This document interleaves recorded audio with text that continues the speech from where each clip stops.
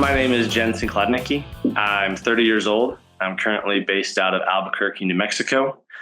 I do improv comedy, and I'm currently rehearsing in the musical Something Rotten at Santa Fe Playhouse. Doing pretty well. Got a lot of stuff done that I needed to get done, and excited for the rest of the day. But yeah, doing pretty well. How are you doing? I'm great. What other stuff you got planned for today? Rehearsal, nonstop. I'll be going up to Santa Fe here in a bit just to do some more singing and dancing. Is it Tech Week? No, we don't go on until July, so we have about a month of rehearsals. So this is just the first week of rehearsals. Nice. Yeah. What's new with you? Not too much, just doing this. Good. That's good. So you're based in Albuquerque? I thought you were in Santa Fe. I am. Nope, that's a common misconception because of how much I go up there. But yeah, I do live in Albuquerque. I live over in Old Town. Oh, okay. Yeah. All right. So when did you start acting? So I started acting in 2010. I was actually I was doing musicals. My first musical acting was 2010. First, I started in tech in 2009. I was a freshman in high school. My theater teacher, I was in a theater class, and my theater teacher was like, "Hey, your class is filled with a bunch of bozos." Like what would happen is that like the kids in my theater class would hide his pen, or they'd hide a stapler, and they'd hide it in the room, and it would get him so mad. And so then I'd tell them where they were. I'd just tell them where, like, they hid the stuff. And one day after I told him where they hid like a stapler like in the ceiling or something like that, the theater teacher was like, "Hey, you want to see what real theater is like?" And I was like, "What do you mean?" He's like, "Why don't you come after school today and get a look at like some of the actors rehearsing their play right now?" And I did, and then I never went back.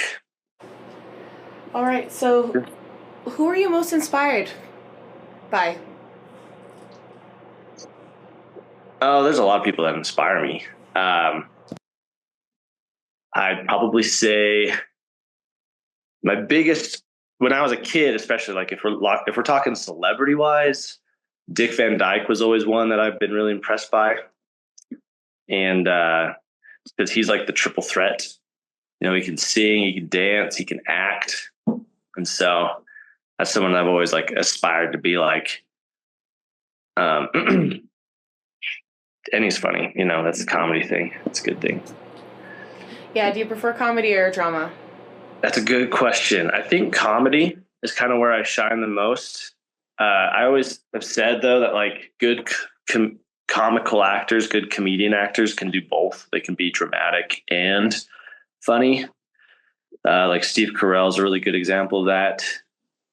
The actors that can just do comedy I tend to not like their comedy as much, but if they can do both, their comedy it just makes their comedy that much better, and they can make it real. For sure. Well, my personal opinion is that there's always a little comedy and some drama, and there's always a little drama in a comedy. That's true. What I mean? And I think that's what makes it a more full story. If there's a little bit of both in each, it's like the yin and the yang. Yeah. What's a show that you think of like that, or a movie? Well, personally, my favorite musical is Les Mis, hands down. It's fair. No better singing. Musical. I'm sorry. That's all singing. So good. I love operas. I'm such a fan of opera. My second is Phantom. Phantom of the Opera is also pretty good. Oh, it's so good. They're both classics. And they're both very dramatic, but also have like a lot of comedy. Yeah. They're both also made into a movie. Did you watch the movie, or was it the stage show that you like? Or have you seen the stage show? I mean, for me, it's been both. I saw Les Mis when I was 13 at the Queen's Theatre in London, and they had 4 turntables.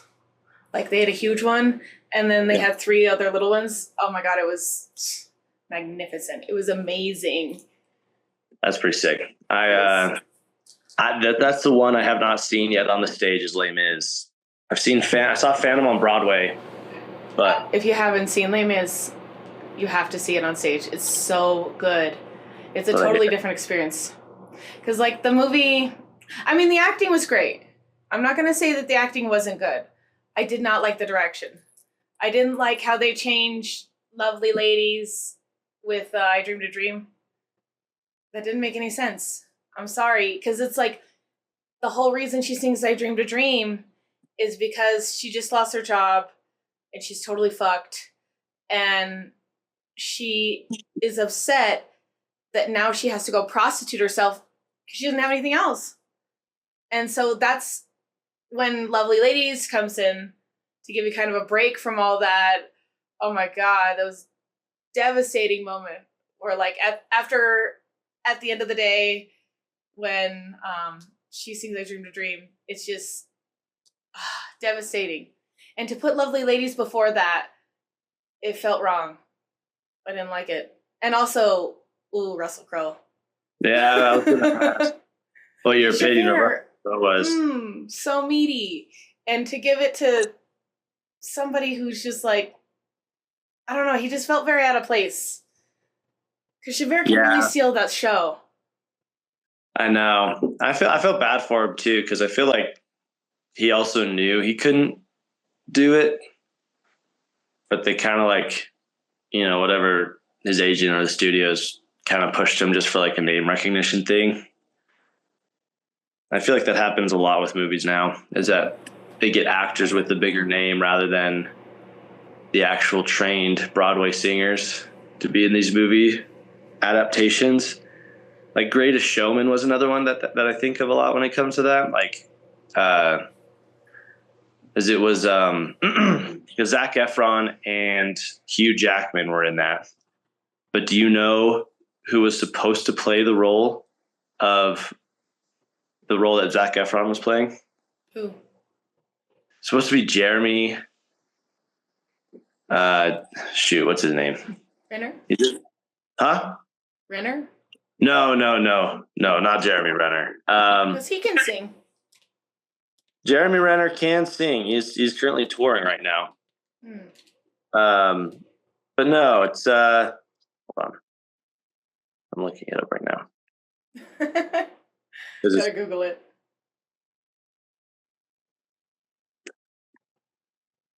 Jeremy Jordan, duh. It's came right now. All right, Jeremy. Okay. I know who you're talking about.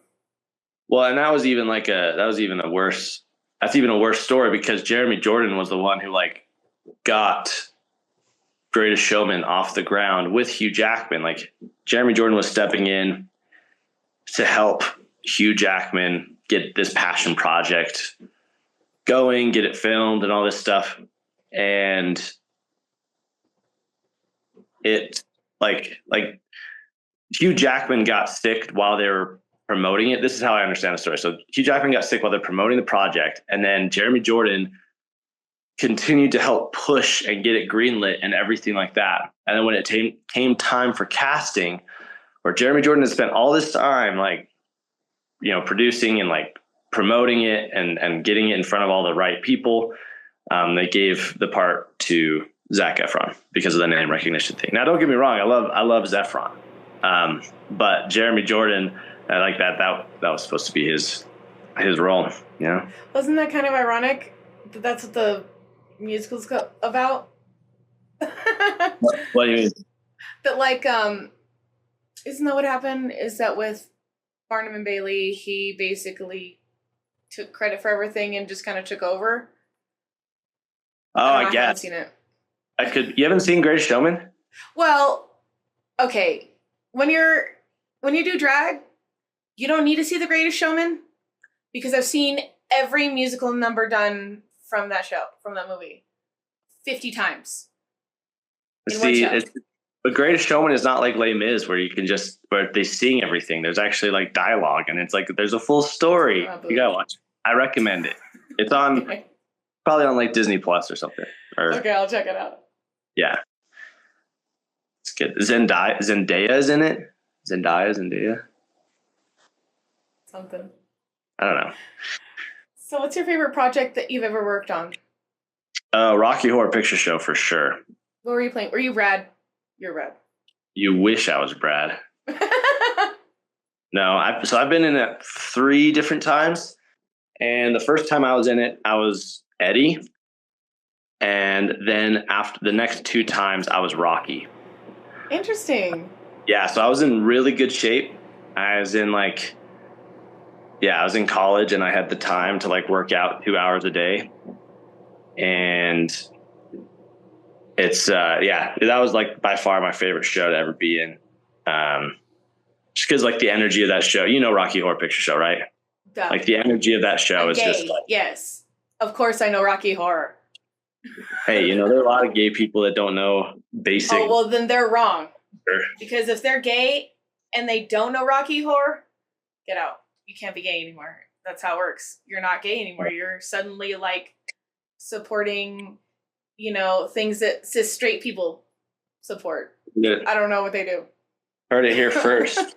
If we're gatekeeping the gay community if they haven't seen Rocky Horror. I mean, it's just a rule. I'm just saying it's like the Temptation of Christ or whatever, like when you're a Christian, like all those those weird Christian movies they made back in the day in the 80s and 90s. Temptation of Christ.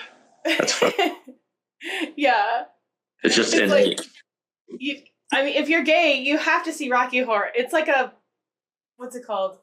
It's like a rite of passage. What about the African child who's in, rural Kenya and he's gay? That's but he's not gay because he doesn't have access to see this movie, so he's not gay. Yeah, that's how it works. That's the rules. I don't make the rules. I just abide by the rules. I've watched Rocky Horror so much and been in it, and just how can you not? It's fantastic. What was your role in Rocky? Oh, I just did background dancing. Nice. I never did a main role.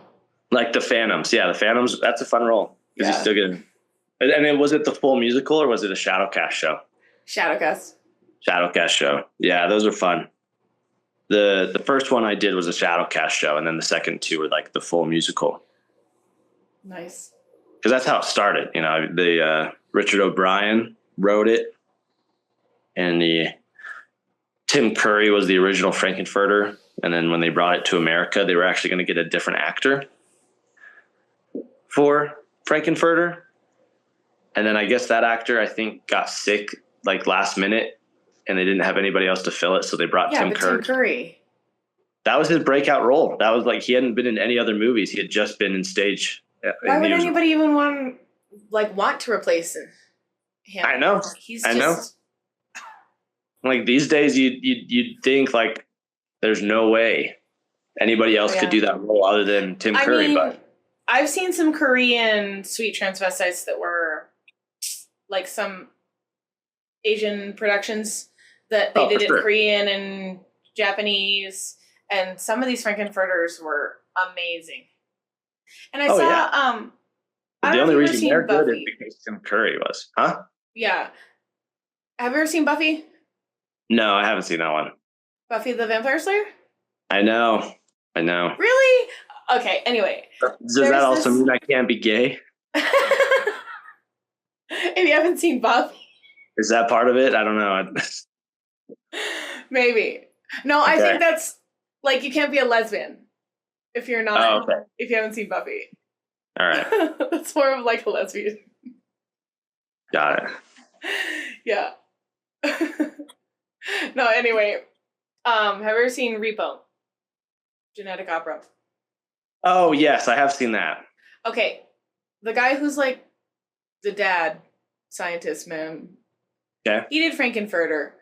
And it was an interesting take on it. It was a little weird. I liked it though because he wasn't. I don't know. I don't know how to describe it. It was like he was more venomous. Like Tim Curry was more camp and drag and Yeah, cartoon loud and for sure. you know, it was just a different take. And I Hmm. liked it for its own thing, but it was I mean Tim Curry. Yeah. Well, I mean, that's the whole reason that He's Rocky amazing. Horror is what it becomes because of Tim Curry. Because if anybody else took a different direction with Frankenfurter, then I don't think it would have been as good of a cult classic of a movie. Definitely. It would have been more like the what was the second one you said, the Rock Genetic Opera? What was it? I've seen Repo. That's right.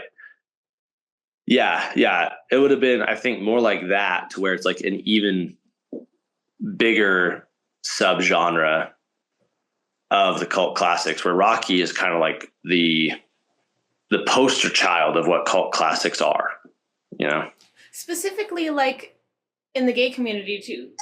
I Yeah. mean, I can't express how much that movie really helped people be like okay with being gay, with being trans. It really helped the movement because in the 70s, my dad, who is straight cis man, not necessarily conservative, but like, straight cis guy, definitely not gay. Loved Oh, Rocky it's your Horror. dad. Sure. Went to Yeah. Rocky Horror at the drive-in, talked about it. It was a huge thing when he was a bratty teenager. Yeah. Like I was raised in a very religious household, a very strict religious household. But my parents also introduced us to Rocky Horror Picture Show when I was like That's 10 years old. hilarious. It's so good. It's so I know. classic. Yeah, It's it's so good. filthy and it's gay, but it's like somehow I don't know. I think it's just Tim Curry and Meatloaf. Meatloaf was the original Dr. Scott too, so I guess they would play it that he'd be Dr. Scott and he was Eddie. Yeah, that's how the stage production goes. Right. Because they're the same. Because he's his dad. Right. Yeah. So that way, it's like the family resemblance is there.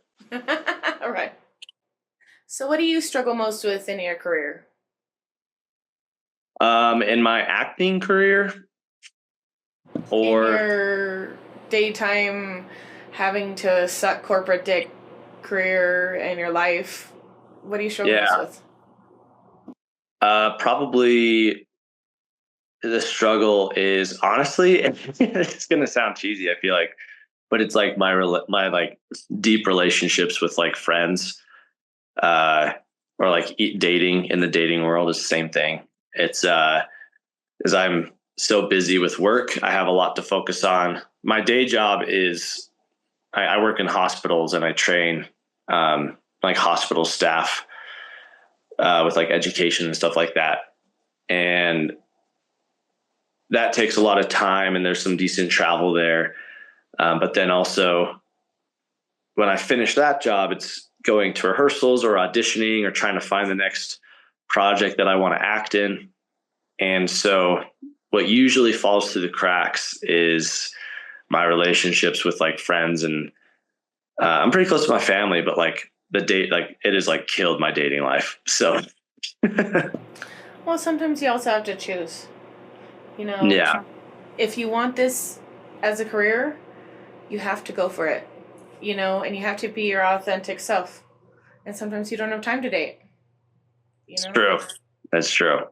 And yeah, so it's like this is my focus, and like the more I'm able to lean into that as like being my focus, because this I don't want this to come off like mean or rude or anything, but sometimes like if I am trying to split between the two, like still try to keep like a relationship or something and doing all this other stuff, I feel like I'm just failing in both. So I'm like, all right, got to figure out what I want to focus on right now. And since, when I have commitments, I have to be able to perform and do what people need me to do. So, I mean, I get it. you know, I mean, I have chosen my family because, like, I did the performing thing and I went pretty far, but then I was just kind of like, this is a lot. I put so much time and energy into my family that I don't have an acting career anymore. So I do this because this is how I can kind of outlet my creativity because we produce everything. Like, I do all the animations, I do all the cutting, directing, producing, everything. Yeah. And so it's a way for me to, like, have a creative outlet, while I'm trying to, like, focus on my career and other stuff. So I totally understand. Yeah. And I think that's what I think a lot of artists kind of have to deal with too. It's like, um, you have to find the balance between doing what you love and then doing what you have to do to, like, provide or like live. um, there's someone that once told me too, is like, when I was starting out as like acting and stuff, I met another actor who was pretty like successful, and he was like, you should have a day job outside of like just being an actor. He's like, because then you can choose what gigs you want to do and what gigs you don't want to do, because you have money, right? You're not trying to just do everything you can to also eat. You're like, you can have time to assess what projects actually are important to you, which ones you want to do. So That's important. yeah. And you have a partner, right, that helps you with a lot of this, right? Which is, Yeah. I got and really that's awesome. Like, we when, met yeah, in theater. yeah, like that's a huge thing. I think, like, when you can find someone that kind of gets that kind of hustle too, like someone that can keep up with that and help provide support to you as you pursue this dream, like that's all you could want, because the goal, right? I mean, obviously you want to be able to pursue acting too, and all your and all of your other creative pursuits, but you want to have a family, and family is important to you. So someone that you can mesh both of those things into one together with, like, that's awesome. Yeah, it is helpful. But sometimes, I've been with partners that it feels like they're just dragging me down. So, at Yeah. the same time, sometimes you just got to do what's best for you. And what's best for me is having a family because I have a son, and I don't think I could do that by myself. Jeez, that'd be crazy. Yeah. And trying to do a podcast and have a full-time job and taking care of a kid. No way could I do that by myself. So That's true. Praise to anybody who can do that. I can't. Having a partner is amazing. And like I said, sometimes it's better just to focus on you. If you want to be an actor, you got to go for it. Yep. You got to just, like, jump feet first in. You can't just hesitate. You have to just, like, do it or don't. You know what I mean? And so true. That's what I'm saying. One of the other things I do is I teach improv comedy at Santa Fe Improv.